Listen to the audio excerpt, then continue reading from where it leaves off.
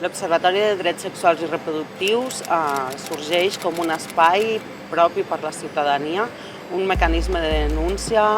dels quals no existeixen i que fa que encara a dia d'avui els drets sexuals i reproductius siguin els més invisibilitzats. Hem volgut que aquest mecanisme i aquesta plataforma que és l'Observatori sigui un espai de la ciutadania i